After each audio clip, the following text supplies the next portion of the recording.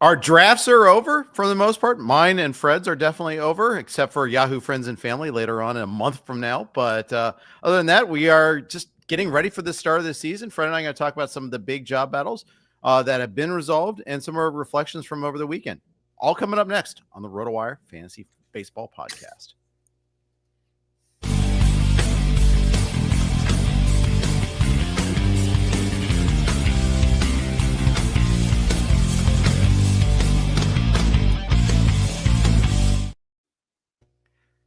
Welcome, everybody, to the RotoWire Fantasy Baseball Podcast. Jeff Erickson here with Fred Zinkie. Sorry about that background noise. I don't know if you heard that. I definitely heard in my earphones there. It might have just been the browser window I had open. But anyhow, welcome, everybody, to the podcast. We just finished a big draft weekend. There's some main events still left. Some people still have their drafts on that first Saturday of the year. Fred, I know you're done with your drafts.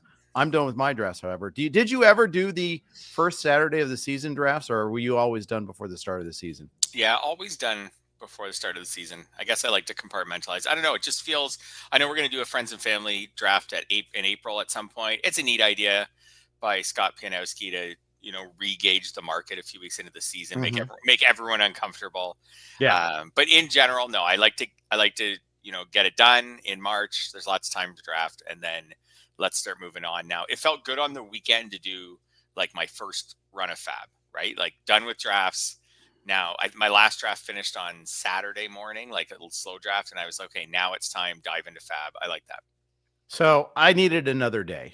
I was unable to really manage FAAB and my last auction, which is my home league auction, the AL only Amiki League. That finished after the 7 o'clock Pacific NFBC deadline. So I did not do the best that I could with that, unfortunately. I got more bids in LABR, which is later that night, but it was too soon for me, basically, is what I'm trying to say. But you know what? We do the best we can. And the thing is, that's an important FAAB period, too. Really important FAAB period. Just about to say that. Yeah, I felt like, especially like for your leagues, like I had one league it wasn't that important for because it had just finished the draft, but I had some that had finished the draft like 10 days earlier, 2 weeks earlier. Our LABR draft was like 3 weeks old, 4 weeks old. So, yeah, it's a big FAAB. Actually, I've seen bigger for sure on that weekend. Like we've seen closers come out of nowhere or something and be named or something like that. Right. It wasn't the biggest I've seen, but it's a bigger one. And then this Sunday, I always find is a really small FAAB run because a lot of the teams like fourth or fifth starters haven't gone yet. Right. So as far as like guys who might be on the waiver wire, a lot of them haven't changed their status yet. It's probably not enough games to have that many injuries. Like there could be a guy who it's a save this weekend and is like on the Reds or something like that and is a hot commodity on the waiver wire on Sunday night. But I generally find that this next weekend's FAAB is a little slow and then it picks back up to normal after that. Yeah, that's true. That's true. We should talk about our league, LABR, though, because we did have a FAAB run there. And you got a couple of players. I got 4 players, in part because I had 6 spots to fill. I only filled 4 of them. I have 2 guys on IL, and I have 4 very droppable players. I ended up landing 4 guys, including a $17 Cam Smith, which apparently was a way overbid. Only a couple of people bid on him, and there was someone else that bid 6 on him. I bid 17 out of 100. Little irrational exuberance, but I figured this is a guy I might have all season long. Were you in on Smith? Did you decide that wasn't worth it? What was your take on Cam Smith? So actually, oversight on my part. I should have been more in on Cam Smith. It was the LABR one I find tricky. Not to get down on the site, but I don't find the site that we use for LABR very user-friendly for FAAB. For example, you can't sort by roster rate. You can't sort by ADP or anything like that. So someone like Cam Smith, and again, we drafted like a month ago. So someone like Cam Smith, who's a rookie, doesn't have stats from last year. It's easy to lose track of guys like Cam Smith in this one. And again, to your credit, like I can see some other ones like Drake Baldwin went for 5, no runner up. Like, again, maybe people kind of lost track of him as someone who, for sure. But if you could sort like you can in the NFBC by roster rate, it's a lot more user friendly. So 17 was heavy considering we don't have $0 bids. But I am surprised there wasn't just a trail of at least like 6s, 8s, things like that, because this is someone who probably has a starting job. So I'll tell you what I did is because of the site limitations, it's not the NFBC platform where you can see roster rate, ADP, all that. I think that you can import pretty much every platform into my leagues on RotoWire. And then they have a free agent section there, and then there's a lot of sorting options, and you can go that way. And I did that. And, Cam Smith's available. Okay, I'll go. That saved me a bunch of time, especially because I was brain dead after my auction yesterday, and I was just trying to find the quickest way to add these guys. That might be also why my bid amount was so far off from everybody else too. I was just kind of hurried, but I saw he went for Cam Smith was going for like 170 in the NFBC, so I just did a translation for that. And we'll see. It's one where I believe in the talent. I do have some reservations about moving him to outfield. The Astros moving him to the outfield, but yeah, it's a guy that could have a starting job all season long. So I thought it was worth the time. Not a base stealer. Like just looking, and if you just look at his Fangraphs page or something, like the projection systems don't love him, but I don't really get too down on him because of that, because projection systems often don't love rookies. He's going to have to, if he's not stealing bases, which he won't, he's going to need to justify your $17. He's going to need to say hit 250 with 20 home runs, something like that. Totally doable. Yep, absolutely. Yeah. Who else? What else did you get? Anything else exciting? Yes, I did get other things. I got 4 players total. So I also added Dean Kramer, and I also added Keegan Aiken, and I added Will Warren. I had options here. I had many options there. Have a couple of guys that are hurt. Gunnar Henderson being one of them, is on my IL right now. Also, Luis Garcia, the pitcher, which I knew was going to be on IL. That was that was a knowing sort of thing there. And I was able to. I also had some nice, easy to drop players like Joey Cantillo.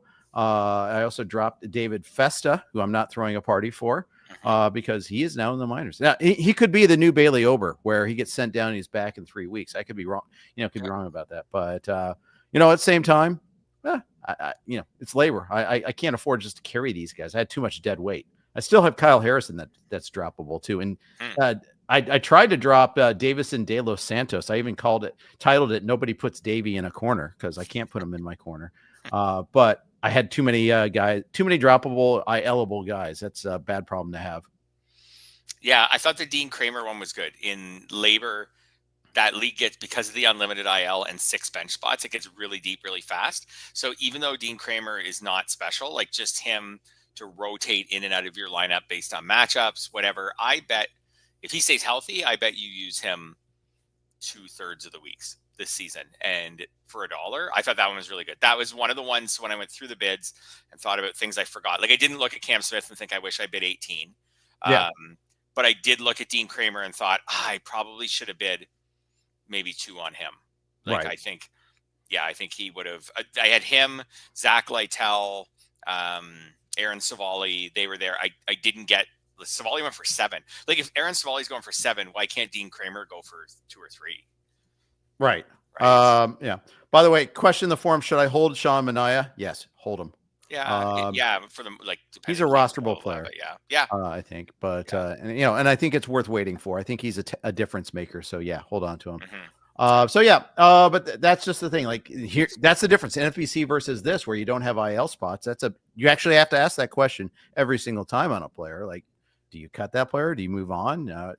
That's definitely where we're at with that. So that goes there. It's a tougher question. Question from Yancey Eaton. Let's just jump right in this here. News on Mookie Betts, and it's changing by the second on Mookie Betts. The latest is he might play tomorrow, but he's also apparently finally kept a meal down. We're going meal by meal updates with Mookie Betts now. Able to complete a workout today too, but he's down like 150 pounds is what they're saying. Weighed 175 at the start of training camp. It's here we are knowing what a player's weight is. That's where we're at right now. Yeah. Like you said, meal by meal. Is this man your first or second round pick? You're going meal by meal with him. Yeah. So I drafted 15th at the 15-16 turn in the main event on Saturday, and I didn't want to have to make the decision on Mookie. I pretty much committed to not taking him. Didn't take him. He dropped to 19th in our league.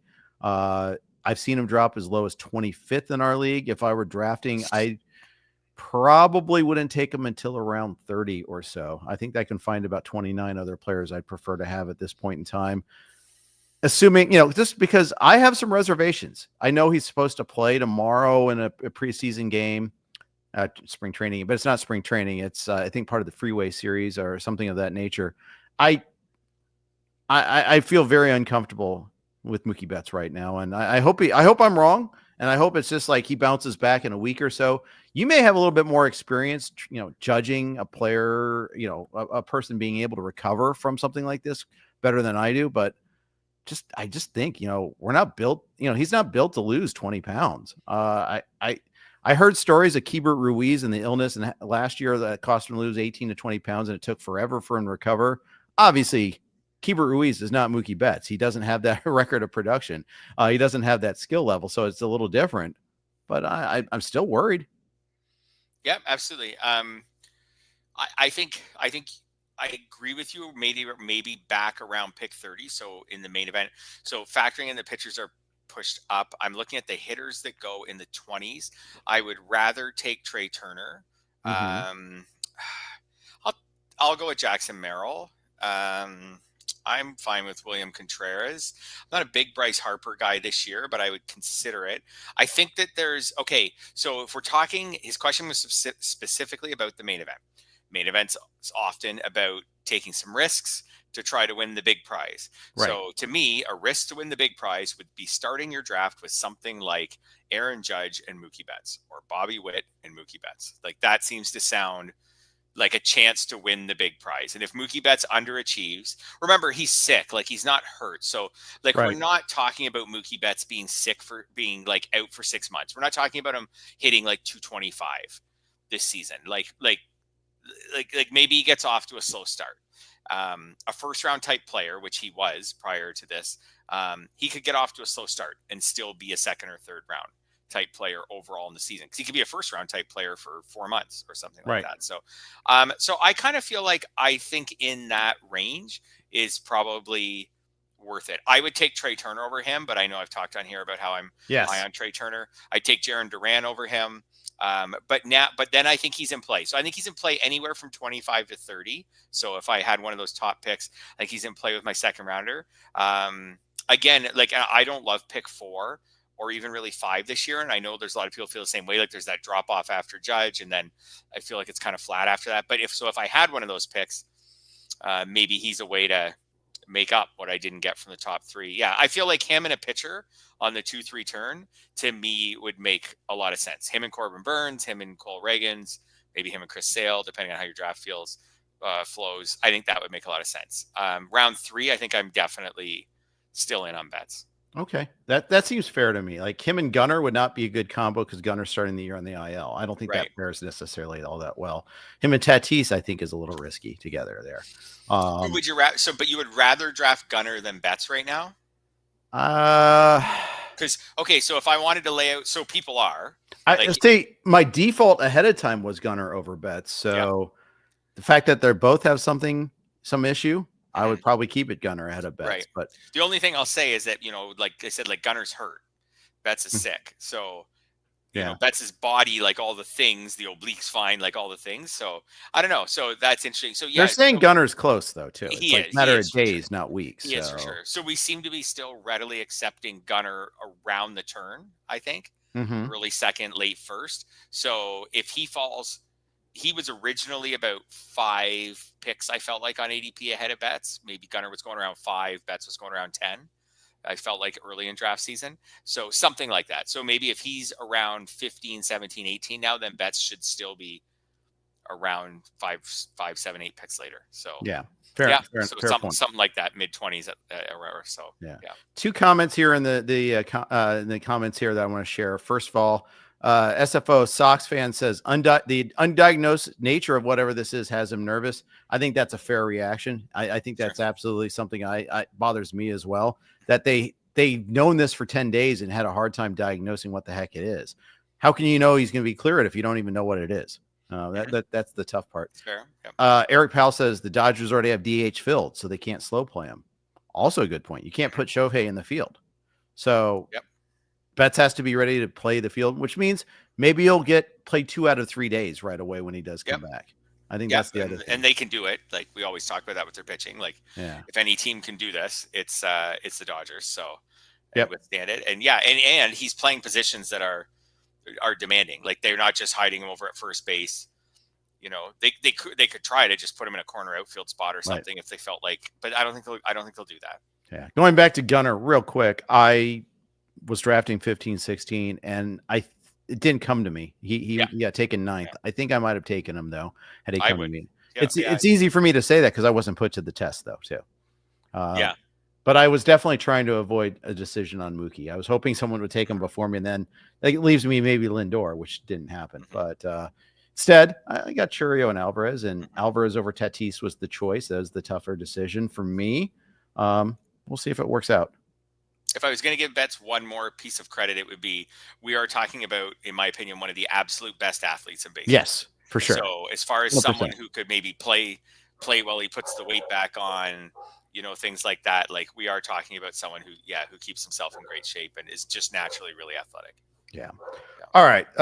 Since I like to make this always about me, you wanted to talk a little bit about my main event a little bit. I know Scott and I recapped a lot of it last night, but you had a couple observations, so let's snack those. So when I looked at your draft, I thought, boy, I really like that Zac Gallen pick. I forget where you got him. Was it on the 7-8 turn or the 8-9 turn? It was the 7-8 turn.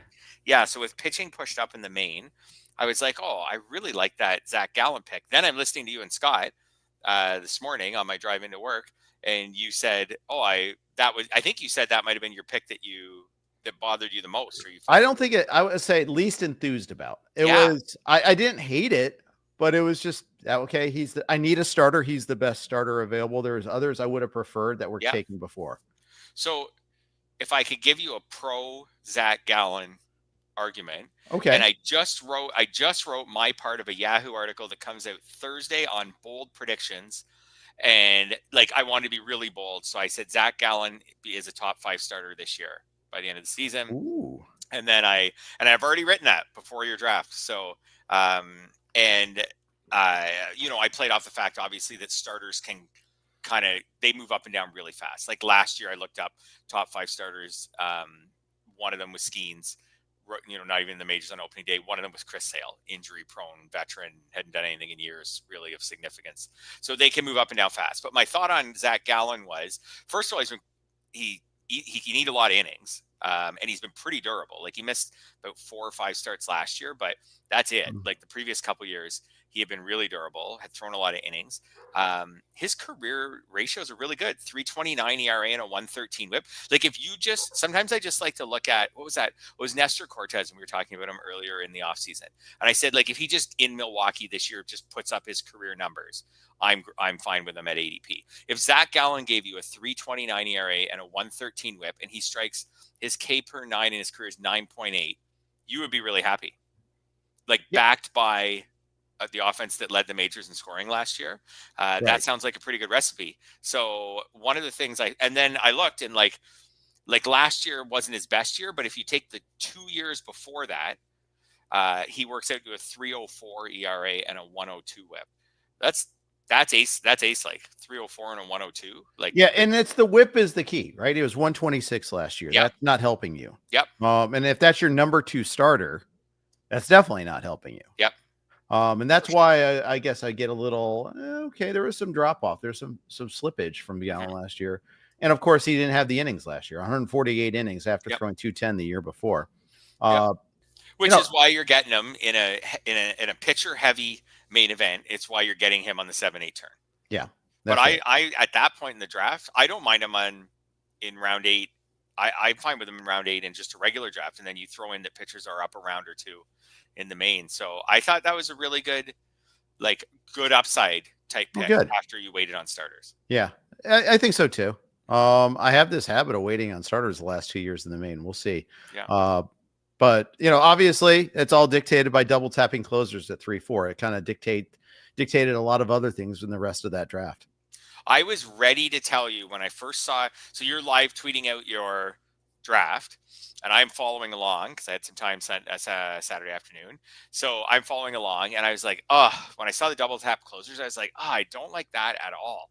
And then I was all ready to give you a hard time about it. And then I looked at the draft board and I was like, actually, it's not a bad plan. Like just getting my mind. I just looked at which pitchers were left and everything. And then I thought, well, maybe I would just take one closer and a hitter. But then I looked and I felt like the hitters that you could have taken at the 3-4 turn were not really any better than Brent Rooker, or not much.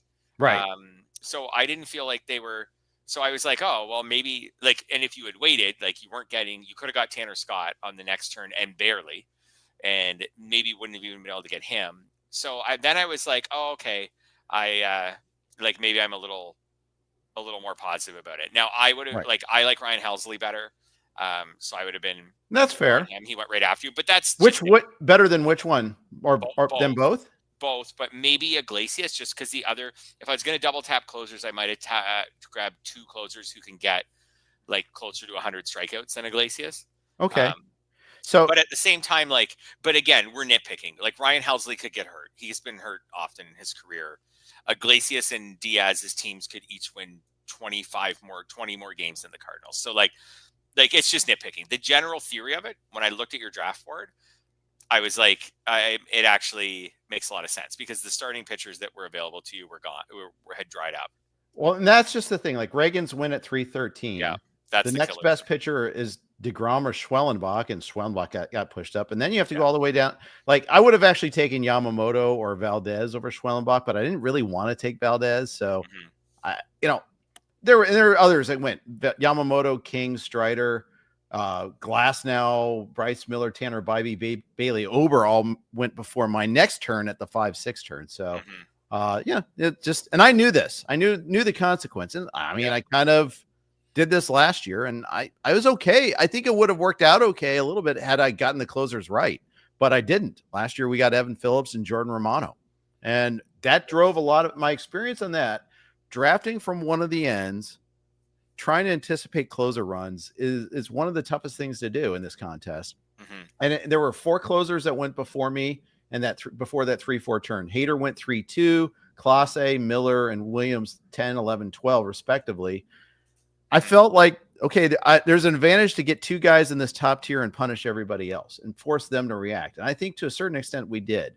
I think you saw a lot of other closers go in the 4th and 5th rounds that might not have gone otherwise, and that allowed me to get a hitter and a starting pitcher that I liked in 5-6. That was the theory, at least, behind all of this. Yeah, I think it's good, and I think you touched on this a little bit with Scott, but the FAAB savings, if this goes well, are huge. Like just the fact that you will never, if this goes well, you will never need to bid more than $10, $20 in FAAB on a reliever. Right? Like all year. So you can now take your money, and when, who knows, Bubba Chandler comes up, if he might be rostered, but we'll see when he comes up if he's still rostered or if he's fallen away. Then there's always other pop-up starting pitchers. Totally. Yes. Or, when prospects come up, you can go after them. If a starter catches fire or whatever, so you can go after guys at other positions aggressively, because I think you're just like all in on these 2 closers. If they bust, you bust.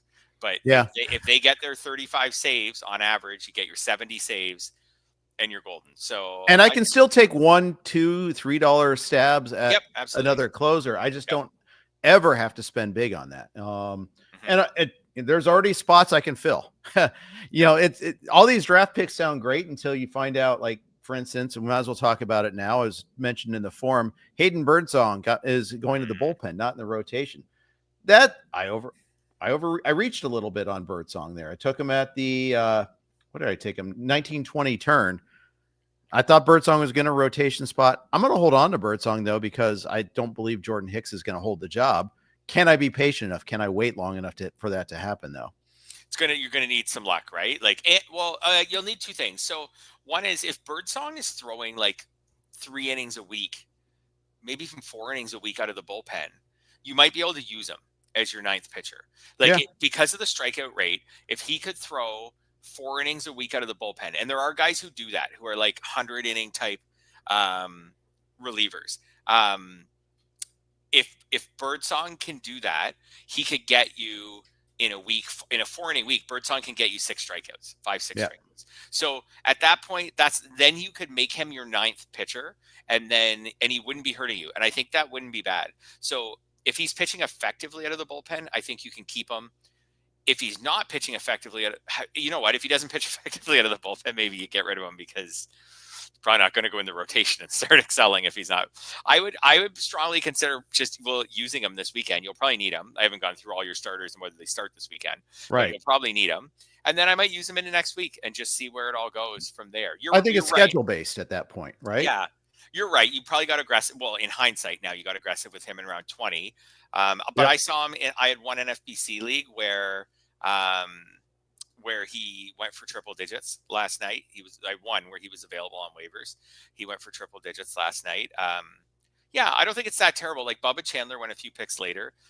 We don't know when he's coming up. We don't know when Birdsong's going to get a shot in the rotation. Birdsong could arguably be closer than Chandler in the sense of if the Giants have any pitcher go down in the next couple of weeks, Birdsong's in the rotation, whereas Chandler's probably more of a plan that revolves around Chandler and not related, especially with the Pirates sending Thomas Harrington down. Like they don't even need to go to Chandler. They'll go to Chandler when they want to go to Chandler, not when an injury dictates it. So, I think you can probably hold him. But like you said, in hindsight now, you probably wish you took whatever. I will say this: Jordan Hicks is unrostered in my mind, or at least what was unrostered. Yep. He's in the rotation. He gets 2 starts this in week 2. Yep. So, but one of them's against Seattle, the other is at Houston. I'm not sure what to think about Houston. I think they're it's probably not one you are targeting. I don't know if it's an avoid either though, but it's something worth noting there. Home start against Hicks, home start against the Mariners seems like that could be okay. So that is still a possibility of someone that, who knows? Maybe we'll see what happens there. That might be a possibility. Matthew Liberatore, I think, is unrostered right now. He's another guy that won a rotation spot. There'll be starter and pitchers that pop up. Mm-hmm. Yeah. Oh, yeah. Yeah, absolutely. So, and again, because you don't have to save money for closers, you can go hard after those starting pitchers. Yeah. Yeah, exactly. I can narrow our focus as far as that goes. Yeah, exactly. So in that part, I like it. Now, actually, while we're on the topic of closers, I asked you this in the notes, and I think the answer is no. But would anyone ever just punt saves in the main? I guess the answer is no, because if you're just going to punt saves, why don't you just go in a standalone league? But on the other hand, if you punt saves in the main, you get arguably a bigger advantage because the closer prices are so inflated. So for example, if you had decided in this draft to punt saves on that 3-4 turn, you could have taken Matt Olson and Michael Harris or James Wood, like 2 of those guys, or Pete Alonso, any 2, Teoscar, any 2 of those guys. Those are like massive hitters. Those are hitters who in a non-main, Corey Seager is another one. Those are hitters who in a non-main go in like round 3 of the draft. Like you could have got 2 of them on that turn. You know what I mean? And then taking out a couple hitters later, maybe you don't take Bryson Stott because you took Corey Seager, so you grab another starter there. So I wondered if anyone could just aim in the main to win their league, not really to compete for the overall and take advantage of the closer inflation. It's probably too nitpicky. I know from experience that you can punt saves in a single league and win it. I'm assuming just no one in the main does it. But when I saw whenever I see the crazy inflated relief prices, you can't do it with starters because you won't hit the innings limit, but you can do it with relievers. I think it's challenging because of the overall, like you alluded to there. I mean, you really have to be committed to just trying to win only. And if you're putting in all that money, you might as well. Yeah, a good portion of your entry fee goes to the overall contest. Yeah. That said, I could see it. I'd have a hard time having the stones to pull it off. And I feel like you'd be perpetually fabbing relievers all season long. No, because you're not going to try to compete in it. But you're just going to punt. You're not even going to try to add so you get 2 or 3 points in your league to try to do that later on? Not really. No, what I would do if I was going to punt it is I pretty much fully punt it. So if I look quickly at your draft board, I want relievers in my lineup because I don't think I can run 9 starters and compete in the ratios. So I see Jason Adam and Jeremiah Estrada in round 27. So maybe in your draft, I would have taken them around something like that, around round 25 and 26, both good ratio guys, both high strikeout guys. If one of those guys gets the Padres closer role at some point, then great. But I think I would have 2 or 3 relievers in my lineup, probably 2 in my lineup each week, just to help keep my ratios down. But they would just be like those guys. And then I could fab like the same as you're going to fab, like Scott Barlow here or Graham Ashcroft there or something like that, just trying to maybe hit on a closer. I see Porter Hodge, nice ratios guy at the same point in the draft, 27. Kirby Yates actually is in round 27. So I think if I had done that in your league, it would have been 2 stud hitters at rounds 3, 4, and then probably grabbed another starter at least somewhere in where you took like Bryson Stott, somewhere around there, maybe grabbed at least one more starter, and then later grabbed a couple ratio relievers. I probably should have grabbed one more earlier starter, but the hitters dry up too. That's the tough part. Yep. Every it's a choice every step of the way. And that's always the tricky part. Yeah. Xavier Edwards, you wanted to comment on him? Yeah, I just thought he was a good guy. I have 1 Xavier Edwards share this year, so I wouldn't say I'm in on him, but I'm not out on him either. The projection systems keep projecting him to have like 35 steals. Last year, he played 70 games and had 31. So, it doesn't take a great mathematician to say that if he plays 100, if he steals bases at the rate he did last year, we've got a guy here who can steal 60 or 70 bases. So he may not do that. I understand the projection systems. They're usually tampered down on the elite players in a category. But it's in there. And again, for you in a big contest, trying to find ways to really, beat people, not just compete. It's within his balanced probabilities. He could get 70 steals this year, 60 steals this year. A lot of people have talked about how there's no reason for the Marlins to stop him from running. Like if he stays healthy, he's always hit for average through the minors. This could be a guy who hits even just 280 and still 60 bases. And your team's perfectly obviously designed to have him because you drafted Yordan Alvarez, Brent Rooker, Christian Walker, Mark Vientos. But you're probably only hoping for like 45 steals, but you could get 65 steals. Right. So there aren't many guys in your draft who can steal like 20 or 30 more bases than they're projected for. I think, and there was two players that went within 4 picks of each other that fit that category. There's Edwards and Dylan Cruz, who Phil Dussault took 3 picks later after we took Edwards.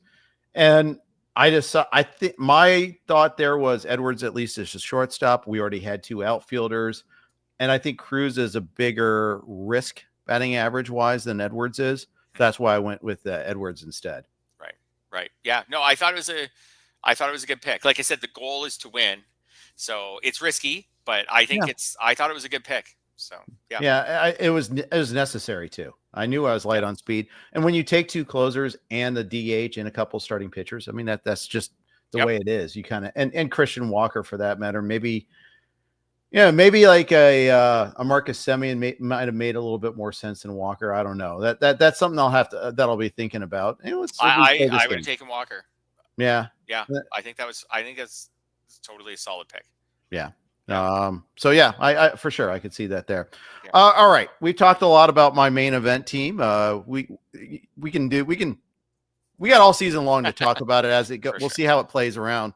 Otherwise, over the course of the season, we'll see how it plays out. So, meanwhile, we've got share a note from our friends over at Fantrax. Some people are still doing drafts. Fantrax is the most customizable fantasy platform in the industry, offering the greatest fantasy experience for your dynasty keeper, redraft, and best ball leagues. Coming from another service, Fantrax makes it easy. Fantrax can import any of your current leagues and customize if needed. Fantrax offers the most in-depth player pool in the industry, including minor league players. Do you need a customizable commissioner service for your fantasy league? Fantrax offers more customization than any other platform. Waivers, categories, scoring system, schedule. Fantrax offers custom solutions for all that and more, and it's all free. Sign up for free today and be entered to win an official MLB signed jersey from Vladimir Guerrero Jr. Simply go to fantrax.com/RotoWire and sign up today. That's FANTRAX.com/RotoWire. Fantrax, the home of fantasy sports. Big thanks to Fantrax for their sponsorship. All right, Fred, let's get into some of the, results that our observations from draft season and some of these job battles. First draft season, you wanted to ask about the hype on some starting pitchers. I noticed this too. We started losing some starting pitchers, and I think others start rising up, but there's certain guys that just had some helium. I mentioned Spencer Schwellenbach as one in the 4th round of my draft, as well as Scott Genstad's main event. I think within one pick of each other. He's definitely one of the trendy guys. Others, Robbie Ray, Christopher Sanchez, man, used to be able to get him around like 170. He's now going around pick 100. Yeah, sometimes I wonder if we get a little too far. Like, you get some of these guys get the spring training buzz, Sanchez for sure, Robbie Ray for sure. And like you said, like they were, probably pick 170 is probably a good estimate for both of them. I forget where I got Robbie Ray in LABR, but it was in Tout Wars, but it was really late. Might have been more like pick 200. And then the helium goes. And then sometimes I just start looking at the names that are around them. And I'm like, I wonder if in the effort to chase them, if we push them out too far. Like, for example, those two guys are now going around. So main event ADP, it goes Freddie Peralta, Robbie Ray, Luis Castillo, Christopher Sanchez, Zac Gallen. Like, there's 5 in a row. Like, and I look at that, and I know people don't love Freddie Peralta, but 200 strikeouts are 200 strikeouts, and he's done that. And I know people aren't super high on Luis Castillo this year, but again, like when you start talking about Robbie Ray, who totally has upside and some smart guys, like I don't mind him, but Luis Castillo has been really good pitcher over the last few years. Again, I professed my love for Zac Gallen earlier. Mm-hmm. Justin Steele, who's been really consistent over the last few years, he goes after all these guys now. And sometimes I wonder if we get a little too excited for these guys and push them up. I mentioned too, Gavin Williams is now going like inside the top 150. I know he was like a cool sleeper, but like at the start of draft season, I felt like you could get him at like 300. Yeah. Like 275, things like that. Clay Holmes is going inside the top 150 in a lot of drafts now. And again, I just wonder, like, did we get too carried away on some of these guys? Again, like, we'll see.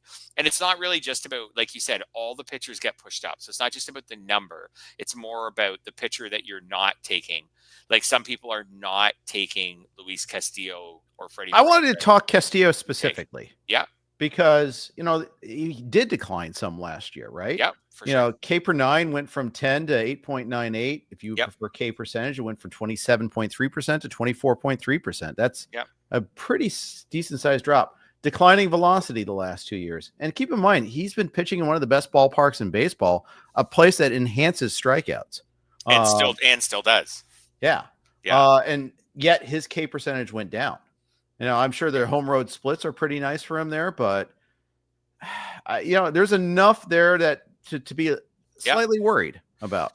Yeah. So it's like, if he's not your guy though, then like I said, like, what's wrong with Freddie Peralta, who had 200 strikeouts last year and 210 the year before, with ERAs in the 3s, with respectable whips. I know people don't really love him, but 410 strikeouts in the last 2 seasons. That's really, really good. Again, like, I read you some Zac Gallen numbers. I could read you some good Justin Steele numbers. So when I liked Chris Sanchez at the start of draft season. In fact, I think he was in my original article that I wrote for Yahoo, like my first one this February. Yeah. About drafts. It was like, Chris Sanchez is undervalued. He was going in Yahoo drafts like 190 or something. I was like, this guy's undervalued. I know the strikeout rate's not great, but like the ratios are good and everything. But now I have 0 shares. I would have said for sure that I would have a bunch of shares of Chris Sanchez. I have 0 shares. I know the velocity is up, but we're talking about someone who had a 7.6 K to 9 rate and a 124 whip last year. Yeah, I had him last year. I enjoyed him. He's good. Like, he's solid. I think he had like one bad outing basically in Arizona that really kind of hurt his numbers a little bit there, but I don't have any Christopher Sanchez either, at least in the leagues that I've imported into the My Leagues tool. By the way, you really, I pump up the site. I try to enough. I try not to be like overly so. Use the My Leagues tool. Use it to sync up with projected starters, with all of our cheat sheets, our articles. It saves you so much time. Really think that you need to do that there. So I just use the my players aspect of My Leagues, and I found out I don't have any Sanchez this year. So I love them. I think I think I should have lots of them, but I don't. I had them a lot last year. And so now I have to root against them. That breaks my heart. But maybe I need to import a few league stills. I have to go through that whole process. Who are my most rostered players? Like I got Kerry Carpenter and Blake Snell and Grant Holmes up there. Alas, I am Holmesless in the main event. I lost out on both Clay Holmes and Grant Holmes. Very annoying. Hate it when that happens. But that's the main event in a nutshell. Jumping back to one guy you mentioned, I think I have a good amount of Kerry Carpenter this year. I didn't really count, but I definitely have some. So if you're in on him, yeah, I'm there with you. But anyways, jumping back to these pitchers, I just think even the Sandy Alcantara stuff, like he's like really jumped up. And again, I wondered, like, when I just do the math on it, and I do projections like you and SGPs and stuff. When I put Sandy in, like, how many innings is this guy really going to throw? That's been a hot topic. And then he's not going to strike out a batter per inning, because he didn't strike out a batter per inning when he was awesome. So he's definitely not going to strike out a batter per inning this year, unless he stinks and faces like a ton of batters per inning and has like a 135 whip. And hopefully that doesn't happen. So you start putting in like, okay, I can't see them letting him go past 165 innings. That even feels pretty high. So, okay, well, the way he strikes batters out, that's maybe like 150 strikeouts. How high can I push up a guy with 150 strikeouts? And that's like the cap. Like, that's 165 innings, I think, for Sandy. It means the year's gone pretty well. So 150 strikeouts, and I'm taking him. He has gone inside the top 100 in mains. His ADP is now 124. So 150 strikeouts, like the ratios better be good. And he's pitching on one of the worst teams in baseball. I don't know. Sometimes the helium gets going. And again, he's someone who rose rapidly during draft season. The helium gets going, and all of a sudden we lose sight of, maybe some of the guys that we're taking him. We're taking him ahead of Jack Flaherty, who was awesome last year and is back on the team he was awesome for. I am out on Jack Flaherty. And if you don't like Jack, I was just about to say, and if you don't like Jack Flaherty, then you can be in on Sonny Gray, who I know we got some bad news on maybe a little bit over the weekend. So, but during draft season, we didn't have that bad news. And man, he was really good last year.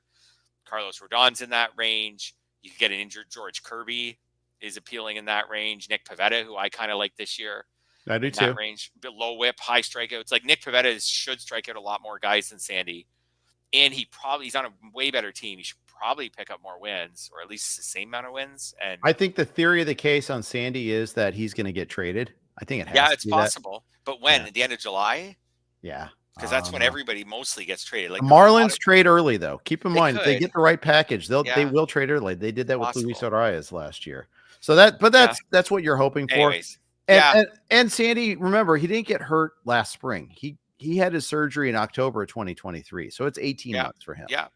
And not to jump back to your main event team, because we're not going to really do that, but all of these guys jump and they jump and they jump and they jump.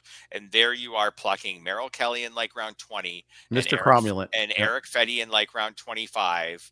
And like these guys will probably, Eric Fetty and Merrill Kelly will probably produce as many wins and as many strikeouts as Sandy this year, maybe more. Well, we gave up ownership rights to Chris Bassett this year. We decided 3 years was enough. I think that was smart. I think that was Tim kept on pointing his name out. I'm like, nope. It's someone else's turn. So watch out for Bassett. He's going to have a great year because of that. But I've been trying to swear off Bassett this year. But Fetty is that guy. Kelly is that guy. I mean, I needed a couple of innings eaters because it took some other chances there. So that's the way it kind of goes. But they aren't bad innings eaters like Chris Bassett. Well, hopefully they won't be. Like Chris Bassett wasn't always bad. Bassett was good for a couple of years. And if you doing those SGPs, here's the thing. When you do your projections, and this is something I've kind of come to the realization on, and it's stupid to project wins, but we have to. We're required to. just using previous win totals is probably a bad method for your Absolutely. 3-year weighted averages because it doesn't account for anything in the team context. It's not 100% skill based. It is somewhat because you throw innings, right? And throwing innings for a good team is a skill, but that's about as far as it goes. And thus, like when a guy has a 17-win season, it really skews the win projection later on. Yeah, absolutely. I really think when you're making win projections, you should look at projected ERA, the projected innings total, and his team, and then go from there, right? So I think Chris Bassett's going to have an ERA of 4 and throw 170 innings on a Blue Jays team that'll be like maybe around 500, slightly above 500. Okay, and then you pick, okay, that to me is worth 11 wins or something like that, and then compare them to other pitchers, and they should kind of add up that way. Another guy with about 170 innings and about a 4 ERA on a mediocre type team gets 11 wins also. I think you should kind of do it that way because, like you said, you can't really project them beyond that. Exactly. Yeah. All right. We're going to talk about some job battle resolutions and our reactions to them. But first, I'm going to talk about the NFBC RotoWire Online Championship. The NFBC RotoWire Fantasy Baseball Online Championship obviously is live. We've been talking about it all draft season. We're big fans. I mean, we wouldn't put our name on it if we weren't. We've been great partners with the NFBC for a long time. Hopefully, we continue for another 20 more years. But you can play fantasy baseball against your favorite RotoWire experts on the NFBC this season. I'm there. James Anderson, Clay Link, Eric Halterman, Scott Genstad. They're all there. Ryan Roupp has got a team in there. Jason Collette's got a team in there. Todd Zola does.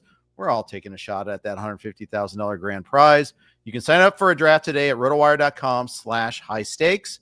That's rotowire.com/high stakes. Sign up for that online championship. We believe in the product there. If you're looking for that one last league, and I've got a little bit of that. I'm very happy to be done. Especially after that FAAB run, I'm like, oh, I probably don't need to do any more. But man, I'm itching. It's a great time. So there you go. I'm the same way. Like there's part of me that's like said all the right things at the start of this podcast. I'm done, all these things. And then there's part of me that's like, one more draft.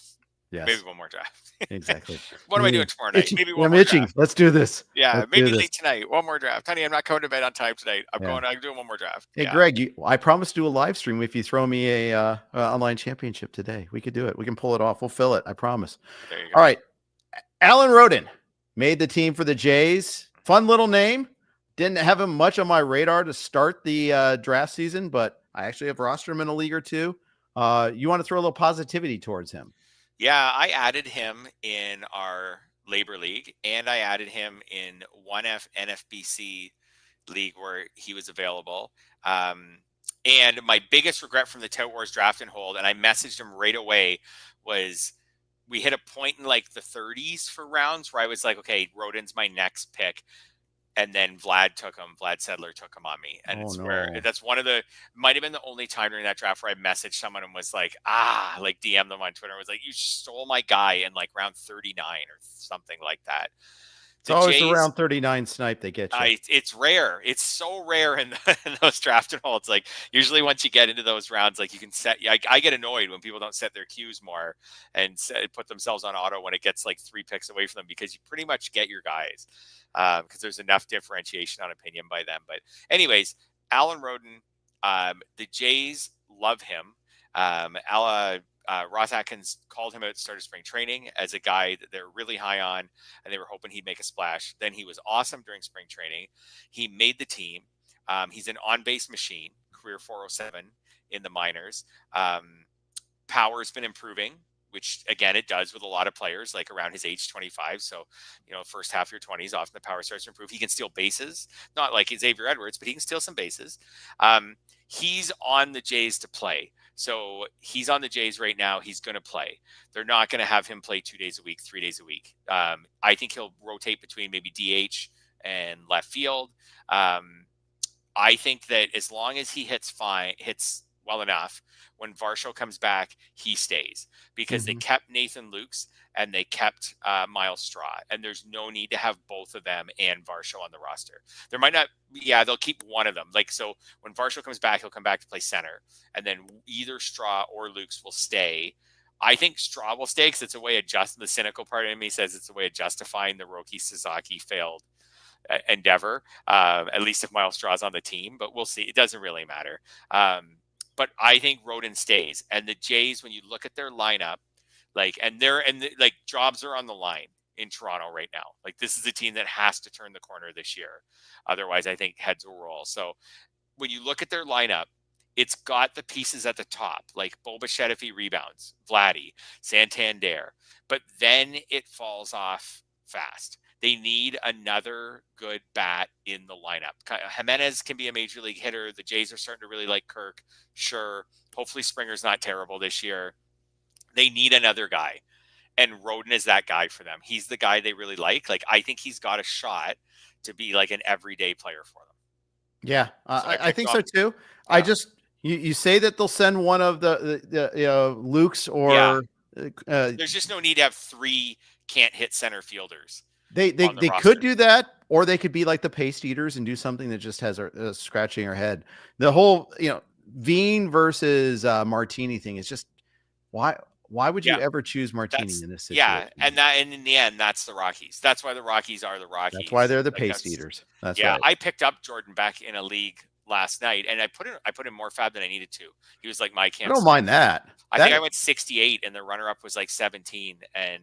But Jordan Beck I picked because he can steal a base, and I think once I saw Veen was sent down, I was like, I think that Jordan Beck's now a little more secure. Yeah, I'd agree. Until Bouchard's the guy you want to keep an eye on, though, too. He did make the team, and he had a good spring. So something that he could be the fly in the ointment as far as that goes for him. But they traded away Nolan Jones, and you think, okay, this is they're creating room for Veen. Oh, think again. Nope, they're not. Yeah. I think jumping back to Roden for a second, I think just whether he stays up this year is just all on him. I think he will play most games during the first 2 weeks. Mm-hmm. And if he's doing fine, he stays. And if he's not hitting, then he goes back down. Like, it's just as simple as that. Like, they need, again, like I said, like this management team is on borrowed time. And then the projection systems actually don't mind the Jays this year. Like, they have them right there, with the Yankees, with Seattle, with Houston, as far as those wild card spots.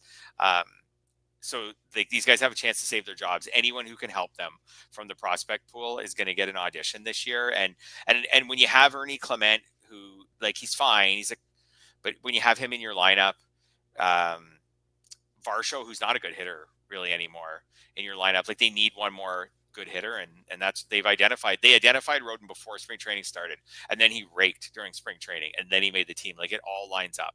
So I thought he was totally worth the $4 in labor, the like $45 or so I had to go in an NFBC league, and I wish I had probably more shares. If it doesn't work out, it's not like I invested that much, but I think it's a decent shot. How about this? I would say Allen, Roden, or Cam Smith. I'm going to go and say I'll take Allen, Roden. Ooh, how about Canadian bias? Maybe. I will say Allen Roden for 4 or Cam Smith for 17. I think you got me there. I think straight up, I'd prefer Cam Smith, but I do prefer Cam Smith straight up. I just wonder if Allen Roden maybe is just a little, like, he's 3 years older. I don't know. He's 3 years older. He's played a little more in the minors. Like, maybe he could be a little more ready. He also steals bases. I think there's something to that. I think you're right. We've talked about this, saying, like, older prospects sometimes hit the ground running a little bit. Yeah. Yeah. I'm not saying, like, if I was Houston, I would trade Cam Smith for Allen Roden. No. Like, Houston's got a guy 3 years younger with more upside, all those things. Just Roden's played a little more in the minors, like, older. Yeah. I don't know. It might even be like, okay, April and May, you're probably better off. Or maybe not. We'll see. I think Cam Smith will play every day. I think that's one thing he's got an advantage on. Whereas I don't think Roden is guaranteed that. Certainly when Varsho comes back, he's not guaranteed that.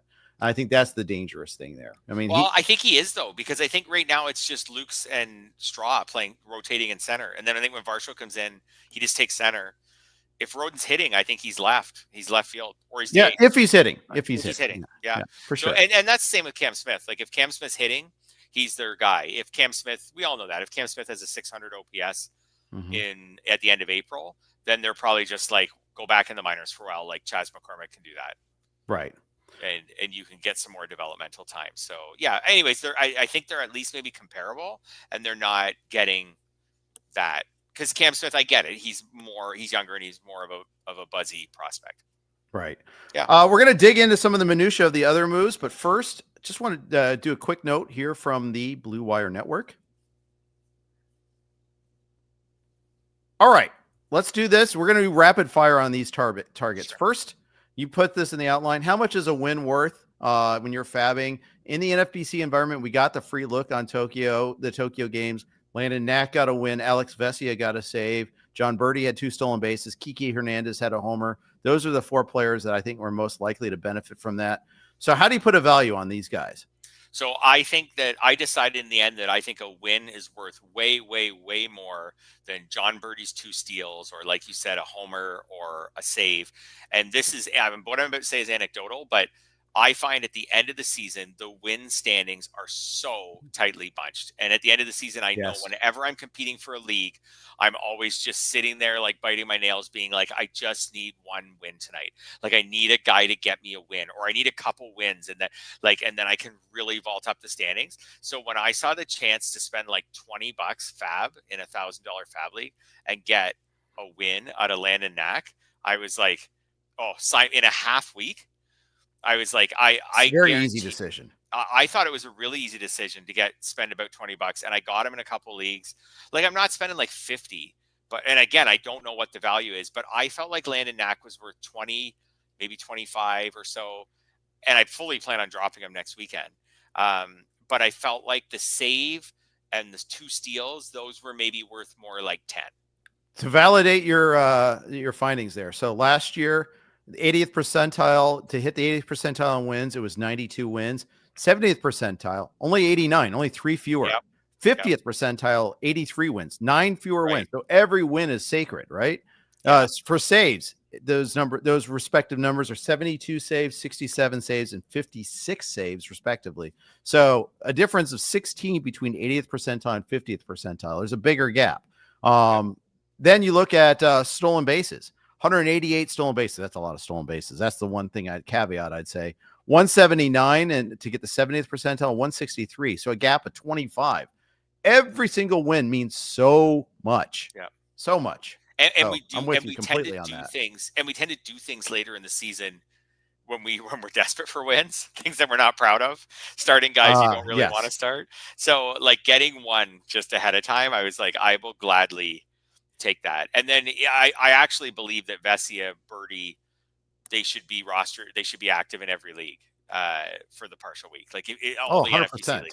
No, I have a league where somehow John Birdie's still on waivers, and then I'm kicking myself for not getting him. But then I look at my team, and I didn't really want to drop anyone else. And the guy, how could this amazing team? I think that was the league maybe where I picked up. I think that was the league maybe where I picked up Alan Roden, and then I have a couple injuries. I got Clark Schmidt. Like I'm not dropping him, and some guys. I don't know.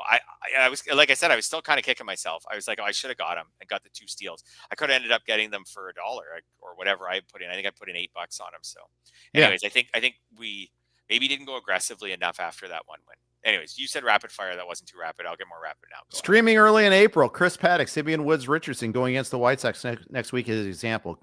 Yay, play it or pass it? I'm kind of okay. So I'm going to say I'll pass Simeon Woods Richardson.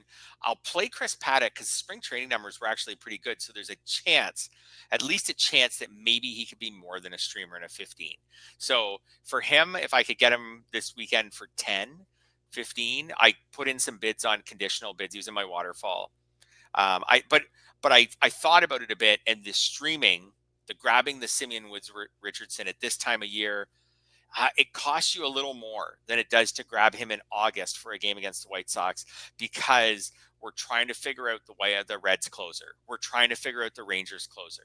Like I'm trying to hold Cade Povich and see if he could be any good on a really good Baltimore team. Like we're trying to grab these guys and speculate on maybe a several months contributor. So grabbing the streamer right now, I think, is a little less appealing than it is even in 6 weeks. I think it gets more appealing.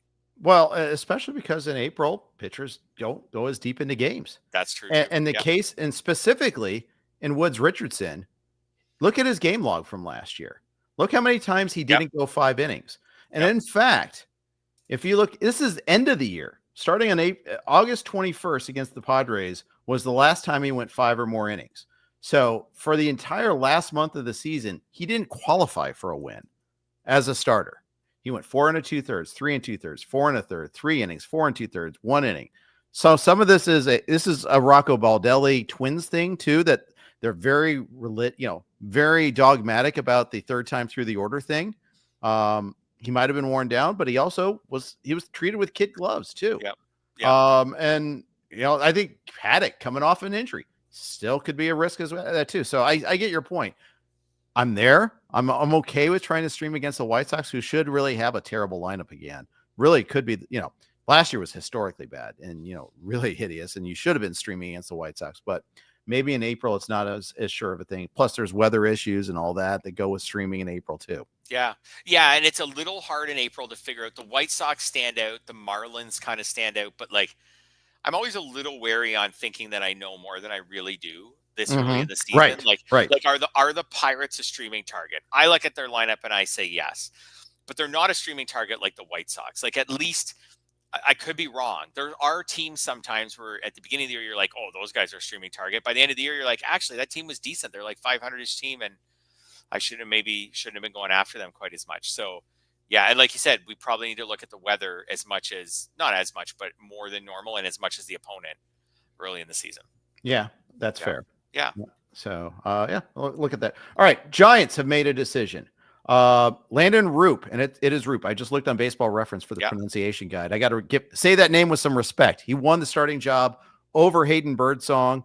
I'm crying tears of sadness, not tears of joy. Had to Flight of the Conchords there, but I am not cooking lasagna for one. But I'm holding on to Birdsong regardless for a little bit, but it is, because I think Jordan Hicks is terrible. And I don't think he deserves to hold on that rotation spot. The Giants feel otherwise. I think we may have even said that they don't care what I think. However, or maybe that was on XM today. I forget. I say a lot of things. I don't know. What do you get here? What are you doing here with this? If you have Birdsong, do you cut him right away or do you wait? Keeping him. And I'm going to try to keep him for about 3 weeks and just see how he does out of the bullpen. 2.5 weeks at the very least. See how he does out of the bullpen. Landen Roupp is probably gone in pretty much every league from people who are listening right now because he was really popular over the last weekend. Main event ADP 361 could be a steal. When I look at the other pitchers that went around him, pitcher friendly home park.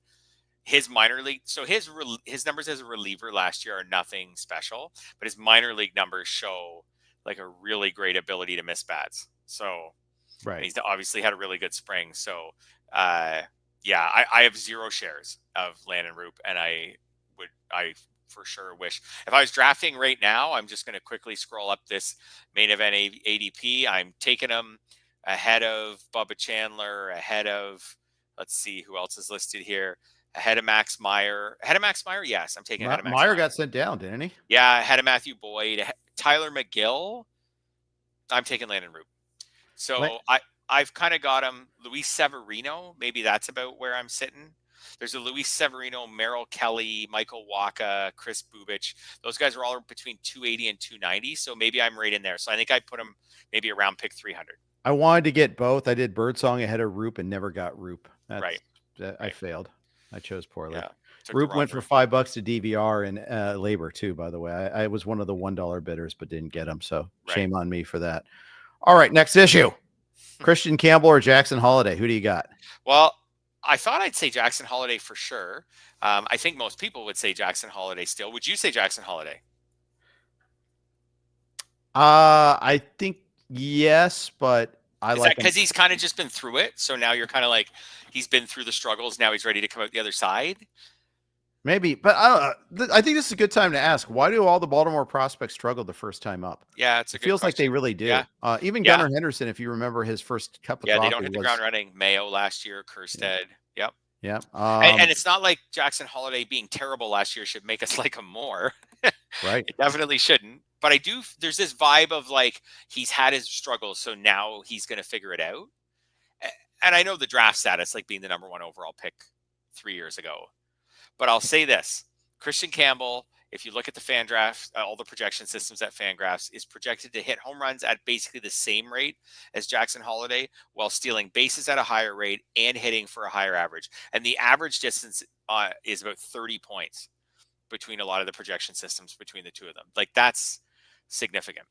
Yeah. So if you care about projection systems, and we probably should when we're talking about two players who we still don't really know that much about. Jackson Holliday's main event ADP is 216. Campbell's was 286. I would say if I was drafting right now, I think I would take Kristian Campbell.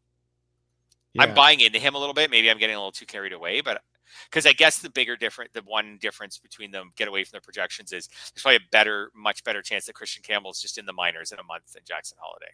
Yeah, Kristian Campbell over the last 3 days in the main event, that's 20 drafts. It's up to 262. So I think it's got to go. I think again in something where you're trying to win it and not lose it. I think it's got to go higher. And I don't know. I'm just behind kind of buying Holliday. Yeah.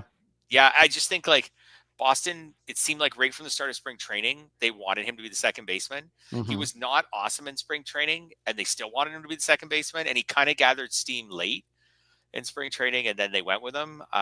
They don't want to use Vaughn Grissom.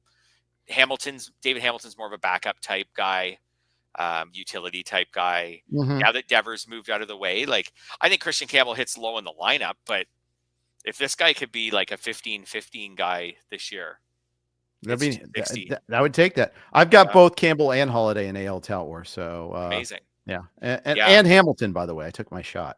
Okay. So I've got all three of those, and I can play around with that a little bit there. So we'll see what happens. Yeah.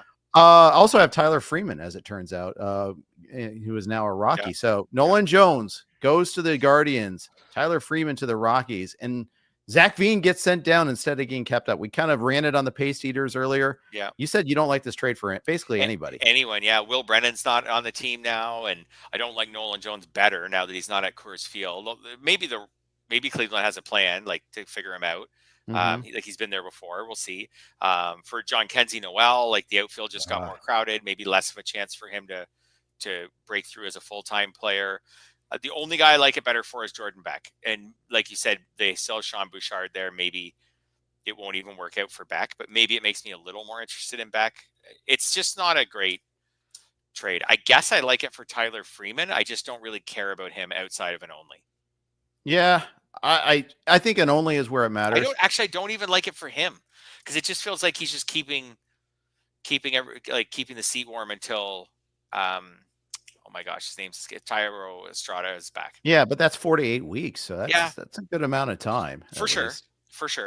But isn't it funny though? It's been a couple of years since we really cared that much about all the Coors Field players. It used to be like, got to get your Coors, got to know the minutia of the Rockies roster there, because hey, there's a path to playing time. They're going to have some value, but they've gotten so many crummy hitters now. Yeah. That it just doesn't matter that much. I mean, I have Ryan McMahon, but he's as I like to use the word, cromulent. He fits that very well. I called him boring ass Ryan McMahon when I drafted him.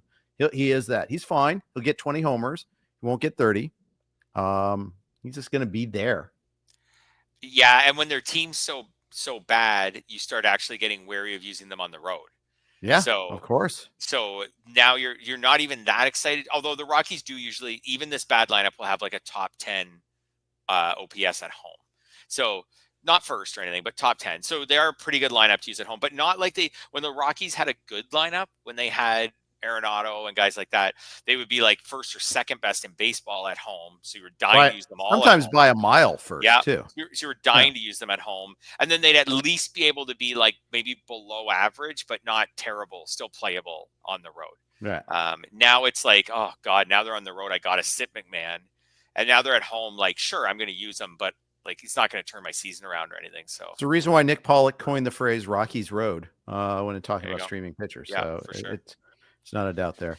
Yep. Victor Scott, he eluded my attention most of spring training. I saw the reports. It's not like I was completely blind to it, but was not a guy I was ever really on. He's going to begin the year not just making the team, but as the starter.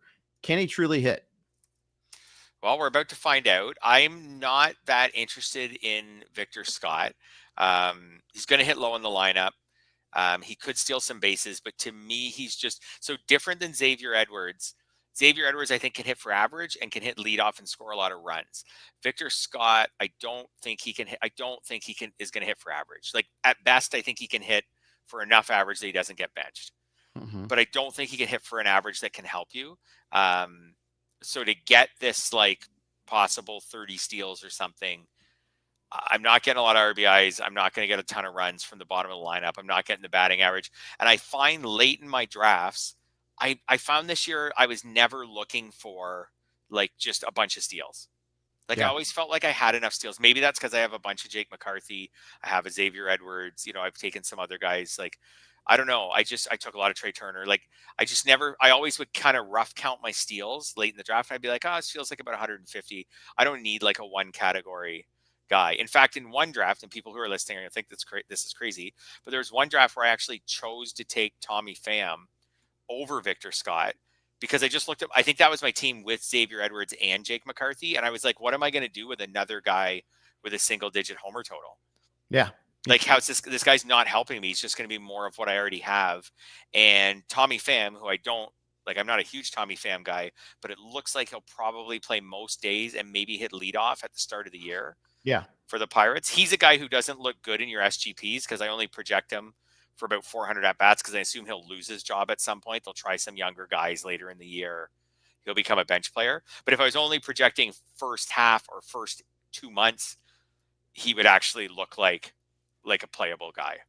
Yeah, I think that most of his stats, I think, will come in the first couple months, and then they'll probably try some other guys. Again, this isn't a big Tommy Pham. Saying I took Tommy Pham, washed up old Tommy Pham over Victor Scott sounds crazy, but when you're picking late, and I'm like, hey, during April and May, I might be able to get like 5 or 6 homers out of Tommy Pham and 5 steals instead of no homers or 1 homer and 8 and 10 steals out of Victor Scott. So, right. Yeah, I'm not in on him.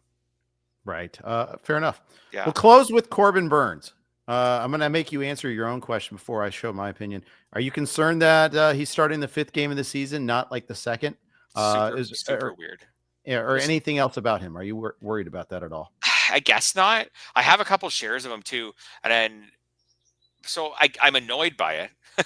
I'm annoyed by it. They're even playing a 4-game series at home against the Cubs. Not that the Cubs are a cakewalk or anything. And then he decided to skip the whole thing and start at Yankee Stadium. So, yeah. I mean, it's Yankee Stadium in April. The ball won't fly like it does. He's scheduled to face Will Warren. It looks like that's fair. So, so I guess it's fine. But I don't know. It's weird. He's a huge signing. I thought he would get opening day. Yeah. And then they gave it to Zac Gallen, who, like we talked about, is not coming off an amazing year. I thought he would get opening day, and they didn't get opening day. And then I thought for sure he'd pitch Friday. And now he's not pitching till Tuesday. And the excuse was that he wants to stay on every 5 days. And then, so he's going to throw a simulated game Wednesday. So, and then he's not going to pitch till the next week.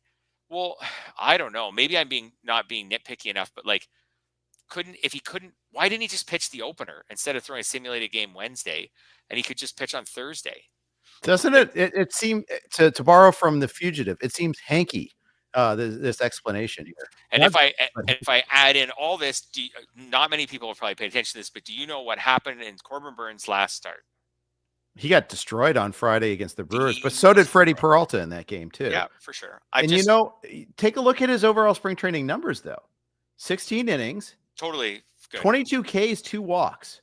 And the thing is, I'm the guy that has been talking about being mildly concerned about Corbin Burnes because of the declining K percentage.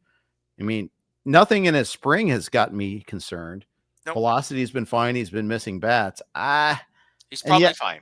Yeah, he's probably fine. It just seems weird. I'm with you on this. It's just the connecting the dots of like this brutal start. Yeah. And then I'm not saying pushed back, but this brutal start. And then all of a sudden, like, I can't start till game 5. Like, if they said in a couple days, Corbin Burnes is going through a bit of a dead arm phase or something, and like I would not be surprised at all. Right. I would not be surprised. It's probably fine. 95% it's fine. There's just that 5% of me that when I heard it, that connected the last start with now he's throwing a simulated game because he can't pitch Thursday or Friday. I don't know. anyways, it's just Yeah, weird. was he throwing sliders as Ted ass? I don't know. I don't know what his pitch usage was in his last outing. That's something Yeah. But yeah, all of Yeah. this is worth exploring a little bit because it It's too just late seems now. weird. Like if you've drafted him, how about this? It would be enough if I was drafting now. I would for sure take Cole Reagans ahead of him, who always goes behind him, pretty much. I would take Snell ahead of him. I would take Reagans ahead of him. But I was already kind of doing that. Because you were doing that already. I would probably leave him. I would leave Reagans ahead of him. I go Cease ahead of him as well. Oh wow. Yeah, I that's just what, but that's just where I'm at. I mean, Cease often goes before him anyhow, and Snell does too. But it's just one more thing to worry about. It's about the end of that tier, though. By the way, it's just it's just like I said, just frustrating. The other super frustrating one was when Shane McClanahan got hurt. Not only did he get hurt, but do you know off the top of your head what he was supposed to do for his first start? No. Home to the Rockies. Oh. His opening, not only was he starting opening day, he was starting opening day at home. Rocky Road. A left-hander also, for that matter. Like if I have one share of McClanahan, and when I was just doing some initial looking at lineups, I was like, oh, give me all of that home against the Rockies. And then, so not only like he's going to miss whatever, who knows, 6 weeks, I don't know, whatever. I'm just glad he's not out for the season. But home to the Rockies, that was arguably like the best, whoever's got the White Sox. That's like a DFS, like focus guy. Yes. Yeah, absolutely. Yes. So him and let's see, who's got the White Sox on. Oh no, because that's Yusei Kikuchi. That's not Shane McClanahan. No, like as far as the guy who starts against the White Sox on opening day, still pretty good. McClanahan might have been like, you're right, like that DFS build your lineup around this guy.